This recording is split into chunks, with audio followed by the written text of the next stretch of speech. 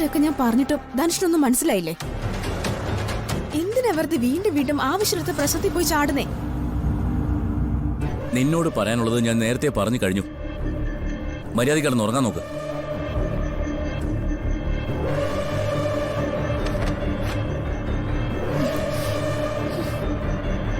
അങ്ങനെ ഇപ്പൊ ഉറങ്ങണ്ട. എന്റെ ചോദ്യത്തിന് മറുപടി പറഞ്ഞിട്ട് ഉറങ്ങിയാ മതി. എന്താ നിന്റെ ഉദ്ദേശം? രാത്രി ഗൂഢാലോചന നടത്താൻ പോയിരിക്കുന്നു. ഇതിന് ഞാൻ സമ്മതിക്കില്ല. നീ എന്തിനാ അവരോട് വൈരാഗ്യം കാണിക്കുന്നേ? അവരെ നേരിൽ കാണുമ്പോ ഒരു സ്വഭാവം, കാണാത്തപ്പോ മറ്റൊരു സ്വഭാവം. ഈ ഡബിൾ ഗെയിം നല്ലതല്ല. എനിക്ക് ഇങ്ങനെ പറ്റൂ. പക്ഷെ എനിക്കത് പറ്റത്തില്ല. ഞാൻ നന്ദി കേട് കാണിക്കില്ല. അവരുടെ വയറ്റിൽ കിടക്കുന്ന കുഞ്ഞിന്റെ ദോഷം കൊണ്ടാ നമ്മുടെ കുഞ്ഞു പോലും ഇല്ലാതായത്. നീ അത് മറക്കരുത്. ഞാനത് വിശ്വസിക്കുന്നില്ല. ഏതോ ഒരു ജോത്സ്യൻ വിവരക്കേട് പറഞ്ഞെന്നും കരുതി അത് വിശ്വസിക്കാനും മാത്രം ഞാനൊരു മണ്ടനല്ല. ജ്യോതിഷം കള്ളമല്ല.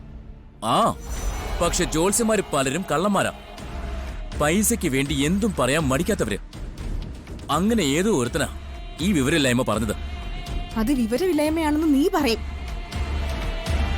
ഇനി നീ ഇത് എന്നോട് സംസാരിച്ചു പോരുത്. സംസാരിക്കും. നിന്നെ കൂടെ കൊലയ്ക്ക് കൊടുക്കാൻ ഞാൻ അവരെ സമ്മതിക്കില്ല. എനിക്ക് നീ മാത്രമേ ഉള്ളൂ.